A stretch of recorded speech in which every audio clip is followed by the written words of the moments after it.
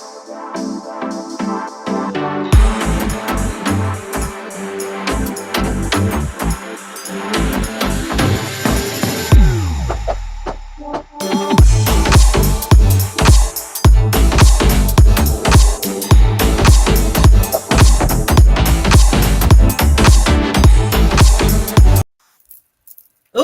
I hear the music and I always get preoccupied with the music. Next thing you know, I'm dancing, moving around. It's really an upbeat kind of thing. And I really, is it longer than the few seconds, that trailer? Is it longer music? Is it a whole song or is it just that little bit?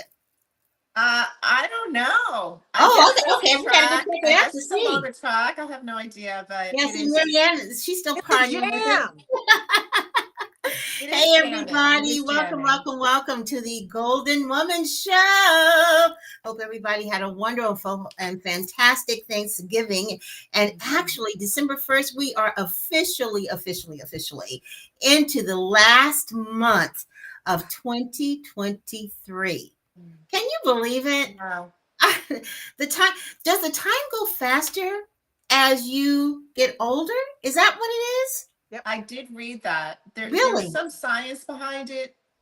It has something to do with how much time you've experienced. So if Uh-huh. you've experienced more time, the time goes faster as opposed to somebody like a 2-year-old who just knows about 2 years, Oh, which yeah, a makes a year lot of must last like a makes lifetime to sense, right? them. Yeah. So there is some science behind Okay, all yeah, this because stuff. it does feel that way. But I'm so Yes. happy to say that the last couple of years for me personally have been fantastic.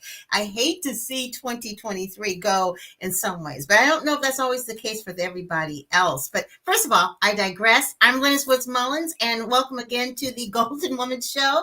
I have with me Mariann and Terri Holly, my co-host, and we are here to talk about all things having to do with being Oh, old.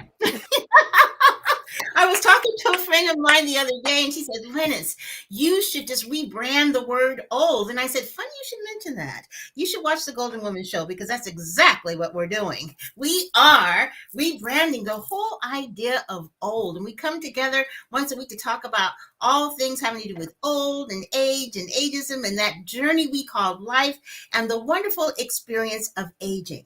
Now, for yes, all of us, the aging thing is like has been really cool for the most part. Would you guys it agree? has. Yeah. I mean, we've had our ups and downs, but overall, I really love the name of your online magazine, Terri, Flipping the Script, because I really feel that that's what we're It's doing. actually no, it's Revolution Greg. Revolution Gay. Okay, which one's to flip the it's script? that's the slogan. That's the slogan. Okay. Yeah. It's Revolution Gray. Flip the script. Mhm. Check it out. Online magazine. But I love the idea of flipping the script and turning the whole idea of what age is about on its head. That's what we do here on the Golden Woman Show. And I wanted to kick it off today to talk about something that we were kind of talking about back and forth, texting through the week.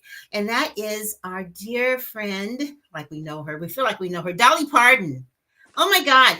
Did anybody get a chance to see her Showtime? I didn't see the game at the time, but I did look at the video we guys sent, and unbelievable. First, I was like, "Is that a prosthetic she has on in the middle?" Because it was so Fabulous. perfect. I don't know. Good. Yeah, I'm sorry. fantastic. Looked fantastic. Absolutely. Yeah. And then my second thought was I was reading the comments, and you're right, Terri. People don't realize, I don't think, that some of those comments would be considered ageist or ageism. But everybody kept saying over and over again, wow, for 77, she looks great. I think she looks great regardless of the age. She looks great for 16, especially these 16-year-olds I see these days. I mean, but she You're gonna looks get us in great. trouble again, Lynnis. I know. I keep getting in trouble. So what do you think, guys? What do you think about the whole thing with Dolly Parton? And she had on the midriff top and the short shorts, and she hair down to her waist and singing and all of that. Do you think the comments were relevant? She's a performer. First of all, it's show business. And she's got it. She was flaunting it. She was performing. I'm sure she doesn't wear that every day. I'm sure that's not her everyday streetwear. But she put on a show and she did, and she got people talking. Also, we have to remember that what it means to be old, and to paraphrase James Brown, say it loud. I'm old and I'm proud. Um, when you're in the middle of we're in a transitional phase right Right. now of what it means to be old. And so some people are ahead of the curve, and some people haven't quite caught up yet. So you're going to get some people who are already there, like Dolly, like us, and Mhm. other people who are saying, oh, that's not right, because they're still stuck in the past. They Right. haven't caught up yet. So that's where we are. And I think, thank God, Dolly is the direction that we're going into. We're going to talk about this later, about, the Golden Bachelor, but the Yeah. women on that show were all, I saw Daisy Dukes and the women in shorts and showing their legs and stuff like that, and being, it's, there used to be age appropriate clothes, Right. Mm, Right. and Right. whatever is age appropriate now is whatever you feel good in, and it is flattering for you. mhm. Well, if I had a dime for every time I had to shut down, she shouldn't wear that. That's inappropriate comment on Facebook. I'd be rich woman attack. Just about all my friends. There was a whole stream of this was inappropriate. She shouldn't be wearing that when she's 70. And I was like, she can wear what she wants to wear. There's no limit on clothing. If she wants to wear shorts and whatever she was wearing, I'm all for it. And she looked good in it. But the one thing I did tell, there were a bunch of streams going through my Facebook page. One thing I put out there is, the same bias that is showing up in this stream is going to show up when you go to your doctor's office and you're 80 and your doctor is trying to figure out whether or not they're going to do something to save your life. It's the same thing, right? So, got to be careful about Interesting those point. biases, got to be careful about that mindset because it might bite you in the ass. Interesting point, because we just came out of a era where doctors were making those decisions, sometimes based on age with the pandemic. Is this person's life, because they're 80 and she's sick, do I give her the ventilator, or I give the 45-year-old the ventilator? And what do you think they thought? What do you think, they probably decided on? So it is interesting too, because it's so easy for people who aren't in that stratosphere of age to talk about what you shouldn't do. But things are beginning to change when it comes around that whole place of how we look at age. Let's take a look at what's going on right now with the workplace and aging. There's been some interesting things that have been coming up because, I think I told you I was watching this television show the other day, and it was about police. And this guy was 62 and he was being forced to retire, but he was fit. And then on the other side was a guy who wanted to get hired, but he was 42, and they don't hire after 42. Now, interestingly enough, the 62-year-old, they didn't make the change at all. He had to retire. But the 42-year-old, they're like, make an exception. And they did something change in new policy, and he got hired. And I thought that was really interesting because they were both very fit. Yeah, there was a 20-year difference, but here's something that's really interesting.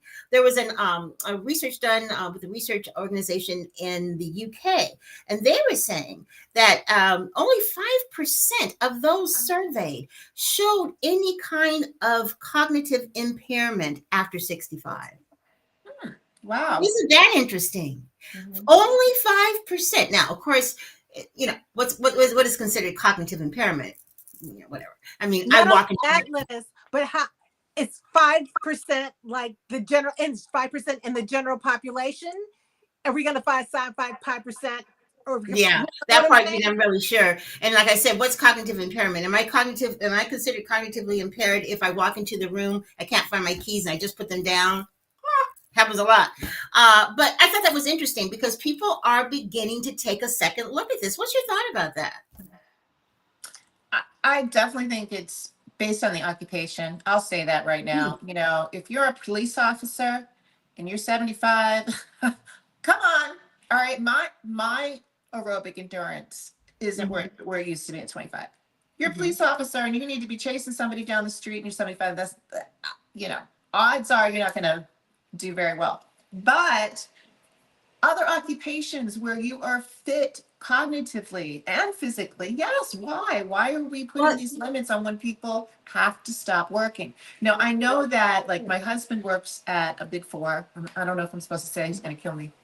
And all of the partners are required to retire, I think at 65 maybe, or 60, Really? 65. Yes. Yeah, they're required to do that. But by the time they reach 60, 65, they've, probably made a lot of money, right? Mhm, mhm. And it might be ready, in just in terms of where the firm is going, it might be beneficial for them to move over and have somebody else come in, their place. I don't know what it is, but yes, there is a rule. A lot of the big fours have that rule in place that you have to retire the They partners. haven't read that study yet So because that's all about cognitive with the big four. yeah. Interesting. What do you think, So, Mariann? I was thinking that one industry that was really kind of ahead of the curve was the airline industry. Mm. Yeah. I remember when, that all the airline, what do you call them now? I don't want to say stewardesses, the air. Yeah, they use That's another another term nice now term. that's Yeah. What is it? gender friendly. I can't remember now. Can't think of it either. It's not stewardess. It's No. The flight okay. attendant.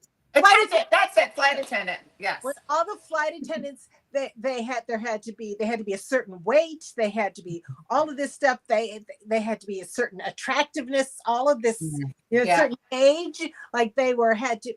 And now there are flight attendants who are in their 60s. You can apply to be a flight attendant in your 60s. There's there are women who retire from their jobs and they can be flight attendants. And if there's an emergency on the plane, because it's not just about serving drinks, it's about if something happens on the plane, you want somebody who knows what to do. I will say though, I have noticed this about my airline travel, is that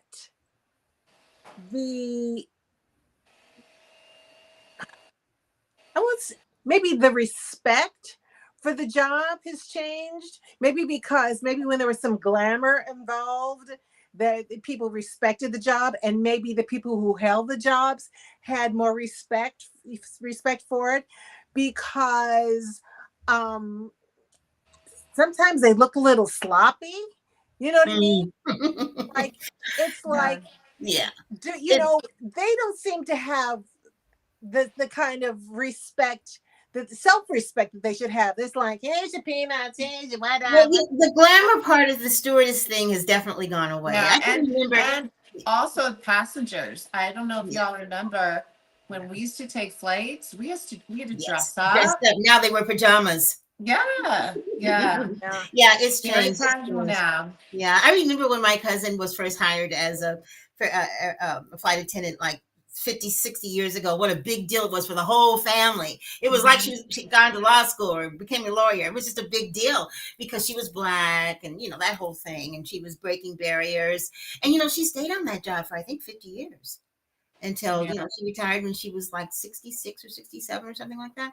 But, it's really interesting, the labels and all the stuff that we deal with these days. But as we mentioned, the whole ageism thing and how they're looking at that is beginning to change. Well, the label stuff is beginning to change too.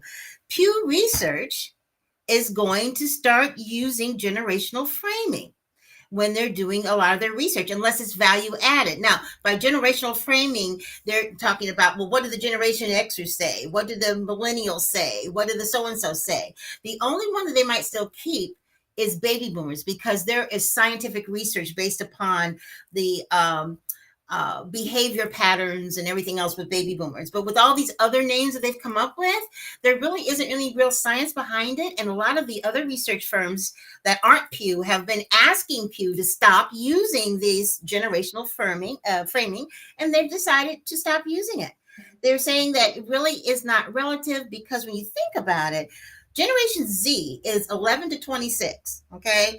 Millennials are 27 to 42.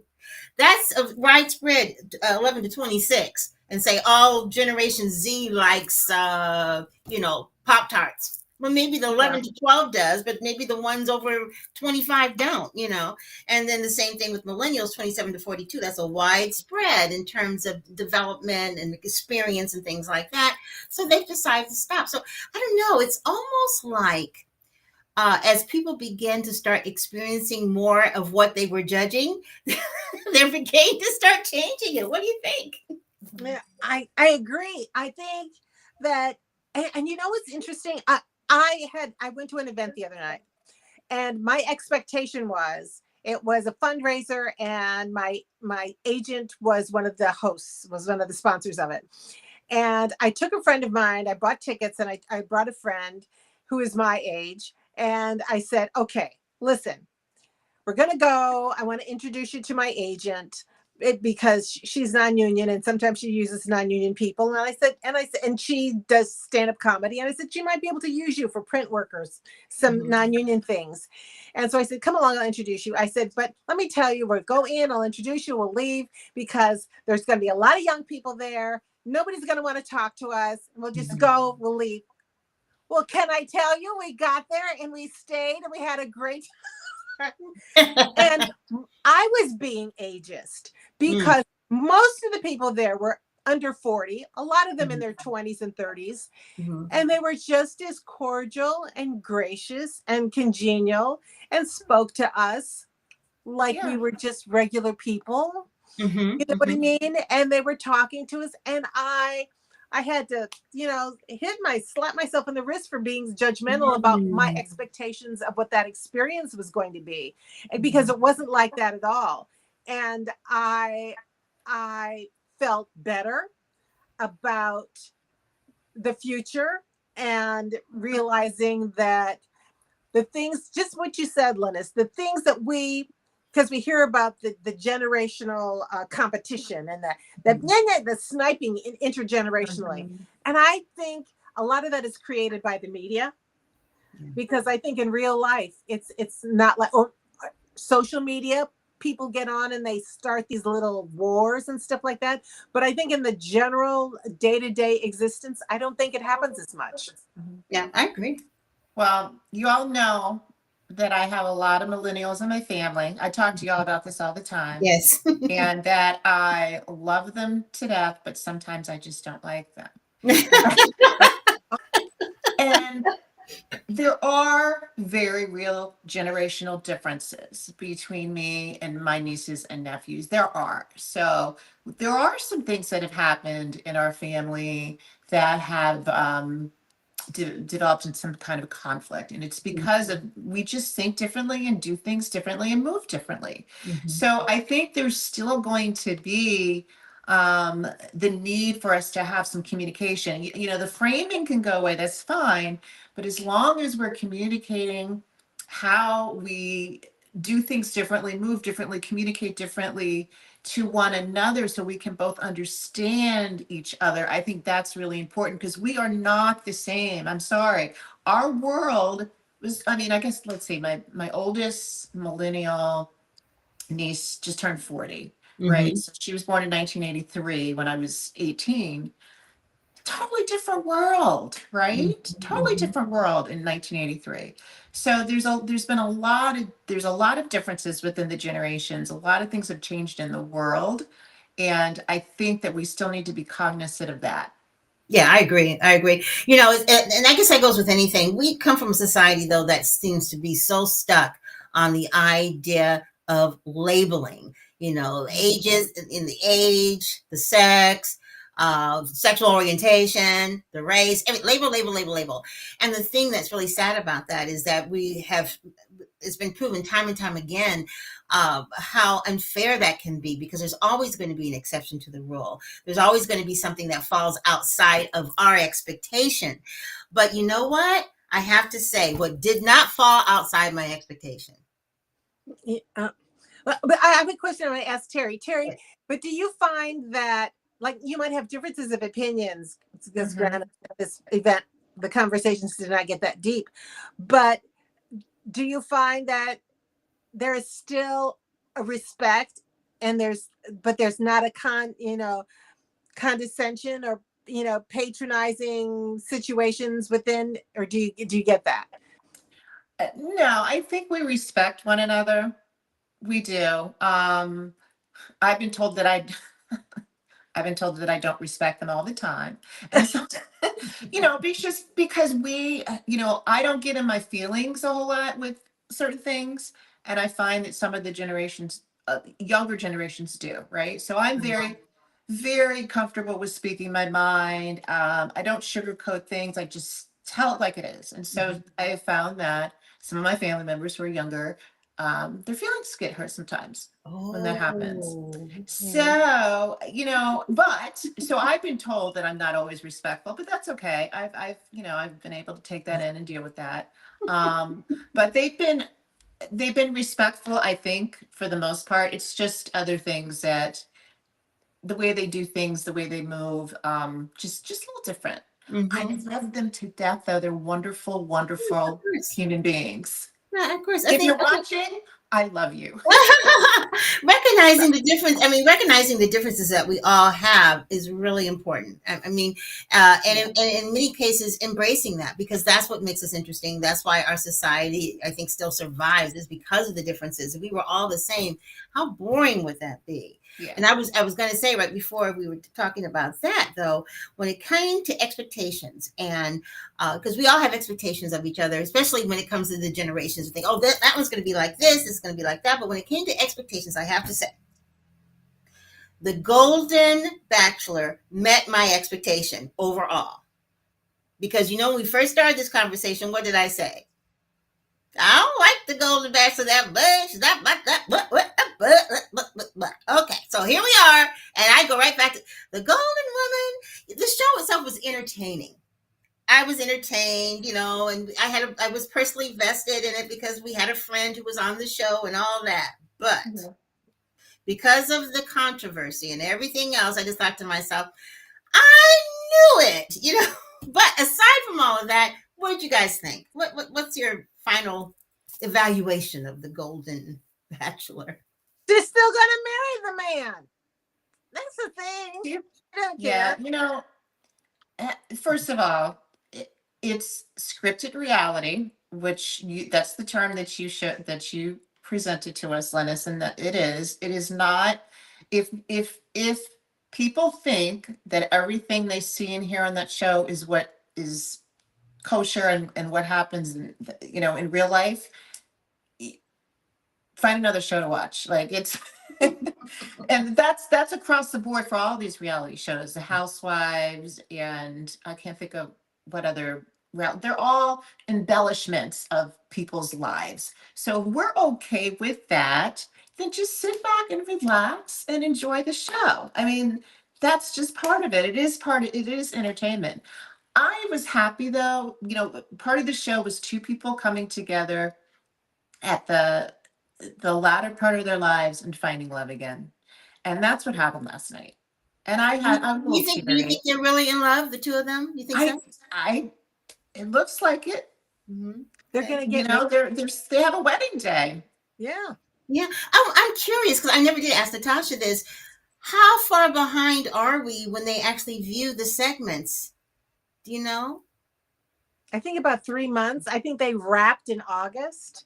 They wrapped. Okay, they wrapped. Yeah. They must be seriously sworn to secrecy about. Yeah, last show's night was live. Last night was live. Although the people, some of the people in the audience knew. I mean, his family and stuff. They knew what choice he had made and everything. Okay, so I was really happy. I was happy for them. So then that means that since August, if they wrapped in August, they've been dating now September, October, November. So I'm thinking that if he didn't share the other parts of his background that he basically lied about, that he probably shared it. He did. That he probably shared it with, I guess, his intended. And maybe he shared it with the second woman, too. But the interesting thing, I was telling Terri this, and she mentioned it, and I agree with her. I really do believe that the powers that be, whoever they are, whose names we'll never know, they knew at some point that this happened. And I think they decided to leak it on purpose the day before, because the day before, the trades and magazines and full of it. I mean, it was just like Timing. it was like somebody pushed a button, enter, and it just went everywhere at once. So I'm Mhm. thinking that's coordination. It was the timing. It was to keep people talking about Gary and the Golden Bachelor. That's all that was. And guess what? Nobody cares. Who cares? Oh no, I cared. I cared. I know you did. I know. But they're not going to lose any ratings. Gary's still No. going to be Prince Charming, and there's going to be this wedding, and there's probably going to be another season of the Golden Bachelor. Like they lost nothing on this. Nothing. I wonder how Gary felt about it. Maybe he didn't know they were planning on pushing the enter button. I bet he knew. You think so too? They probably brace yourself, Nelly. Okay. Yeah. Maybe so. Maybe Well, so. was the wedding crisis management of the, everything, coming out? I think they had to have known. They had to have known. They did an FBI check. They knew his whole story and all of this stuff like that. And there'll be probably further leaks with the woman. Somebody's gonna be interviewing that woman because she's gonna make money off of her story. So the other thing I thought was interesting was that his family knew and went along with it also. That was the other thing I thought was like a whole bunch of people knew. People in the town knew. Whole bunch of people knew. You just can't believe there wasn't somebody calling up Inquirer or somebody saying, "Hey, for $50, I'll tell you blah blah blah blah." I guess I feel some kind of way about it because I was really thinking like, wow, maybe Gary really is a nice guy. Not that anybody's perfect, but I bought a hook, line, and sinker. I just believed him. Well, like I said, I don't think he was wandering the streets. This lost, grieving soul, and all of a sudden Warner Brothers found him. That's not the story, right? We know that's not the story. Right. So I think they had to do a little embellishment to make us think that, I got a question for you though. Go ahead, Mariann, then I have a question. You know what I found a little off-putting was more than a little, was in the story that was told about the woman that he lived with for over a year, and Carol.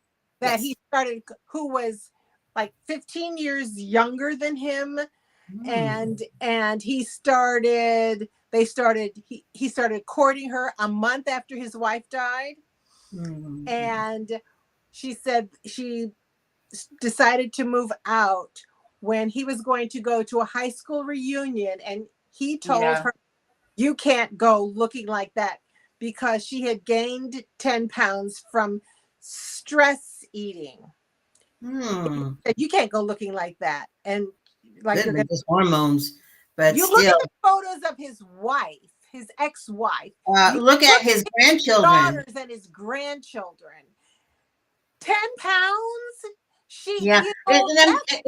Is that one of the text messages that they saw that they have proof that he actually said that? I'm just wondering. Yes. Oh my God. Man, I'm telling you, he is just things are not further down my list.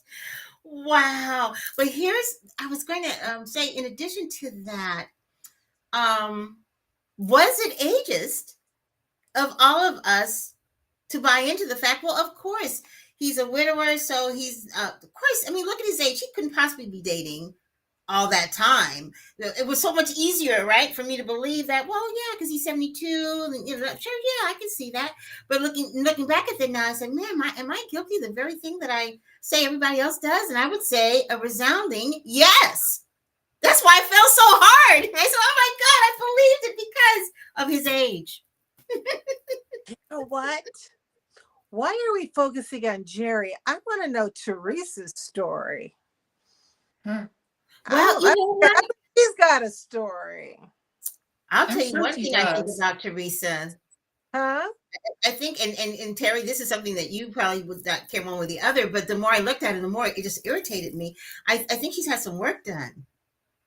Oh, they all did. Well, hers didn't quite agree with her because I saw an earlier picture of her and I thought she was much prettier before she did whatever it was that she did. But the other thing is, that makes me wonder too, is I guess she's done very well for herself on the stock market. I don't know if she's independently wealthy, but she's done very, very well. Then, of course, this other stuff comes out about how he wanted the lady to pay half the bill and all this other kind of stuff. So I'm like, oh my God. I hope Teresa's going to be okay. And I'm wondering if Leslie said, "Oh, dodged a bullet." I wonder if she's saying that. A nurse Well, in a you know, purse. go ahead. A nurse in a purse. Hello. You know, when she said, "How did that happen overnight?" And when he was explaining it overnight, some things came out, and you know, and I swear to you, I saw his eyes light up. I saw things change when she Yeah, said, you said that. Yeah. Billy said, "Well, you know, I'm paying all this money out of pocket for health insurance. You're going to have to get a job." And I said, "Okay." And he kind of went, "Huh?" You know, she was so willing to do that, and she did. So she's a woman who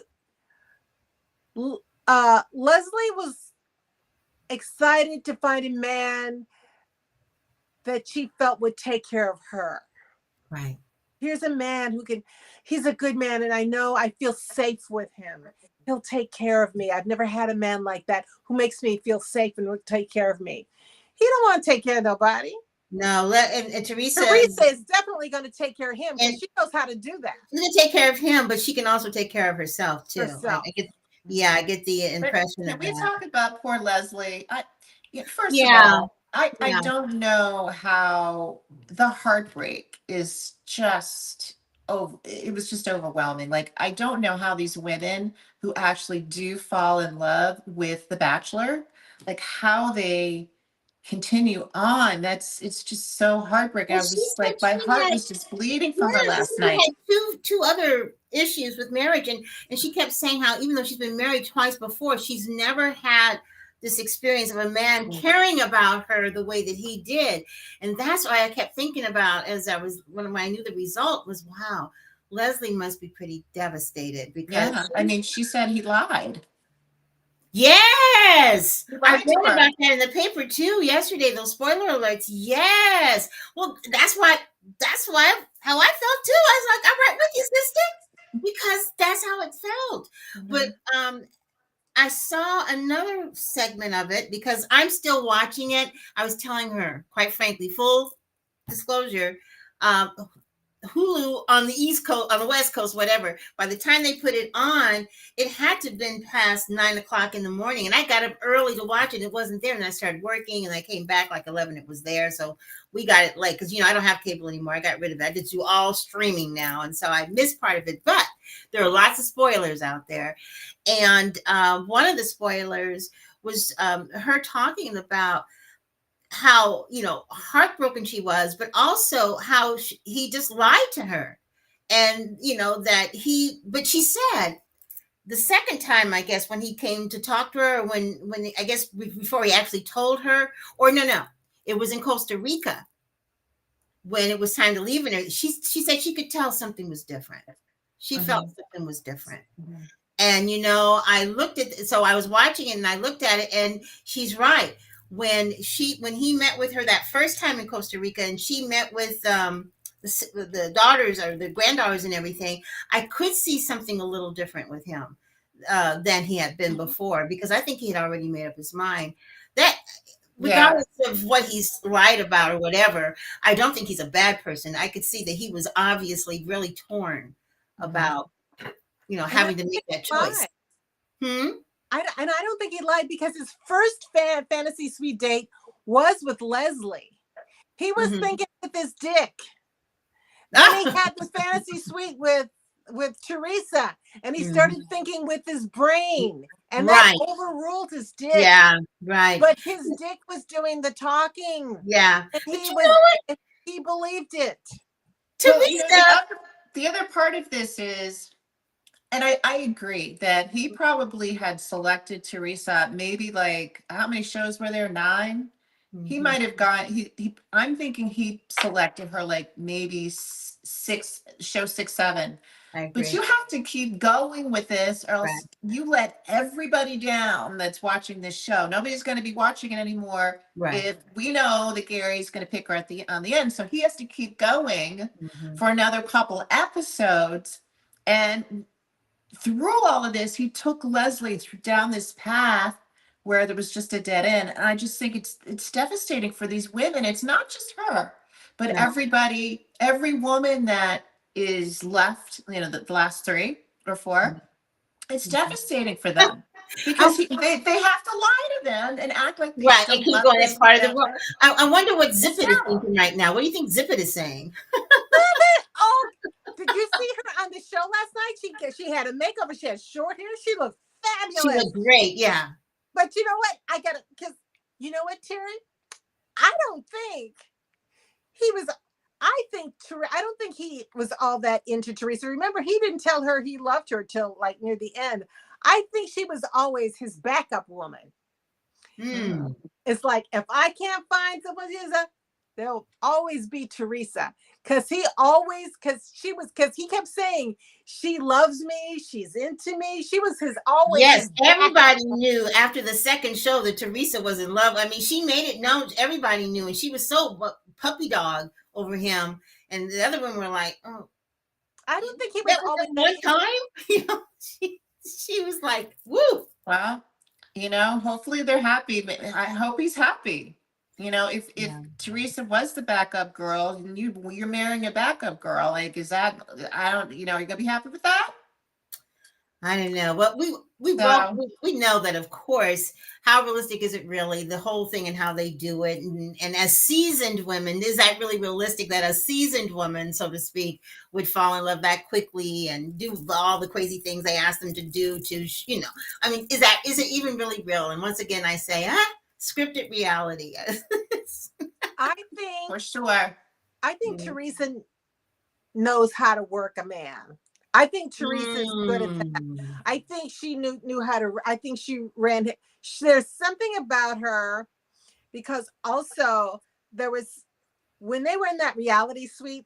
All of a sudden, she's like, but she's a smart woman. Mhm, I think mhm. Teresa knows how to get what she wants, and she can play Mm. naive and stuff like that. But she ain't stupid, Well, if she was you know. playing the stock market, she definitely is gutsy. That's for sure. And And she, she's when she said, "Oh, maybe you won't tell it, but I will. I knocked his boots off." She oh, she fucking said that. she didn't. When did she say that? I missed that. She Oh, did say that she said something like, we just kissed. I don't know. I'm sure Yeah. they've knocked boots since then anyway, but Well, I haven't heard that terminology, knock boots, for a long time. That was definitely a dated term. I hadn't heard that in a long time. I had to look it up. all right, so we all have to not. So they're trying to find the next Golden Bachelor and all these new. I guess I don't know if they're going to do the Golden Bachelorette or whatever. So we have to find some friends to nominate. Yeah, I International say that is true. Although there were people who were calling Mariann. for Marianne. Yeah, you would be a great candidate. I think they're going to pick Leslie, and you know what? They're going to probably announce it at the wedding. That's going to be airing live on Oh my God, on that'd be so crazy. 4th. I don't know if Leslie could go for that or not. Well, at least the ball will be in her court, and she can choose, and not, at least that. But Yeah, the other side of it is risking getting hurt again after the cameras are off and everything. She makes her choice. I mean, I would be so gun shy. I feel for her, like you're saying, Terry. Didn't she bought a wedding dress Yeah, and she wrote her vows. I mean, yeah. crushing. That's She crushing. she really felt, and it gave me a clue into how substandard the other two men in her life were, because this was just so different. She thought, okay, I could just imagine, just based upon how she reacted to him, what the other two husbands must have been like, because she said she'd been deserted, cheated on, all this stuff. So okay. What Leslie, was it? I'm just saying that the common denominator in every relationship is you.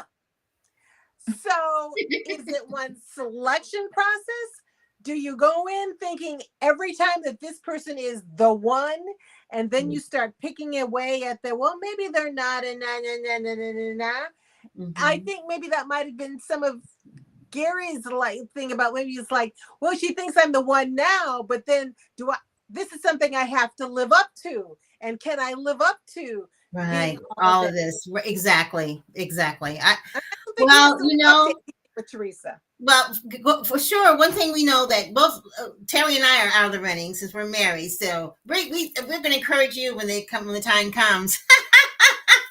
Why not? That'll give us the second friend to be on the show. That's what I think. And You you know, should do even though it. I was upset about it, if you're on, I'll definitely watch. No, I'd go on if they had a dating game. I'd go on the dating game, but I'm not going on that. Oh First of all, yeah, I don't want to. dating. I'm not interested in getting married again. No, That's a You whole nother the conversation. dating game.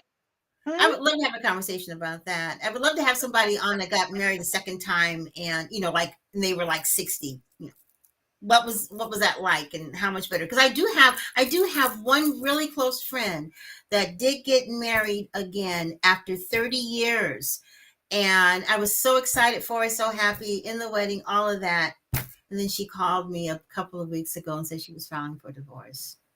How long did the relationship last? 3 years, maybe 4. But she said, you know, she knew early on, but she tried. But she said, what's the point wasting more time? You know, I just know, because she's definitely not a pro-divorce kind of person. But, you know, she thought, given her age and everything else and what she knew and the fact that he was older, he's not going to change, she's not going to change. And it was, again, based on, you know, untruth, saying that you're a certain kind of person when you're really not. And I think sometimes we give extra credit to people who are older. Well, they've lived so long, they must have had the success. They must have done this, right? Well, that wasn't the case. I was so sad for her because we were so excited that one of our friends who was in her 60s found her guy. Yay! I think you can find your guy, and what is it, that new things, living apart together, or living, lats. There's I think that a term. It's like I so value my alone time. Yeah, me too. And I'm married. Me too. But you can do that. You can, if you're in the right kind of marriage, the alone time, if that's your thing, should be okay. Just like if you're in the right kind of marriage and you're addicted to chocolate, that should be okay. You know, because it's you. It's who you are, right? So, yeah. Yeah. It's, you know, it's easier to negotiate when you don't have to negotiate that. You can just do it, and then we can get together, and then you can just go away and go like, see you later. And then it's always like, then it's just nothing that has to be negotiated, and they're always happy to see you. They're not disappointed when they can't. Right, exactly. I agree. Wow, this has been a fantastic conversation. I hate that the Golden Bachelor, the Golden Bachelor is gone, because we won't be talking about that for a while, but I know we're going to have all kinds of things to talk about next time around. We're not going to tell you what it is because we haven't figured it out, but we're so glad you took time to listen to what we're talking about. Remember that we are here every week, and we came here on a different day, but normally we're here on Thursdays, right? All right. Wednesdays. Okay. Wednesdays live. We're taking a look at the time to see if maybe we should come on a little earlier, a little later. For those of you who are watching, put some notes in the comments. Do you like the way we look this time of the day? Should we do it? Should we do it earlier?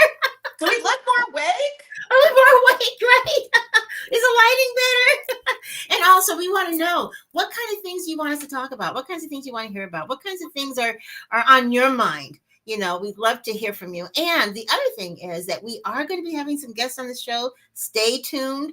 Other women who are our age, who are talking about the whole idea of changing and turning those aging stereotypes upside down, flipping the script, and woo!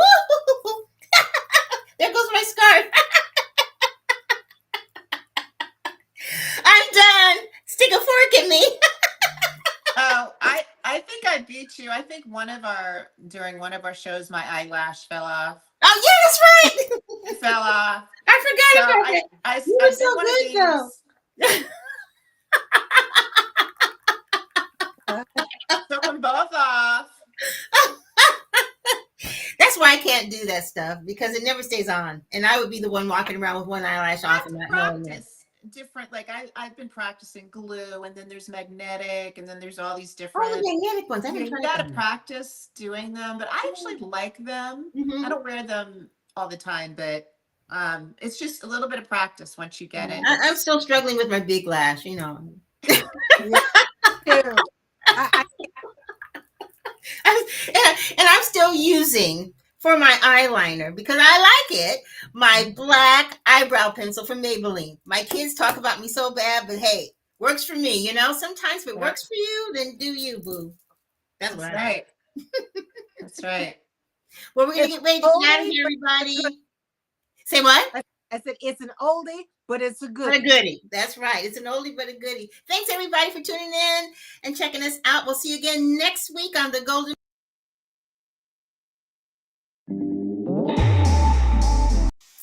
What happened?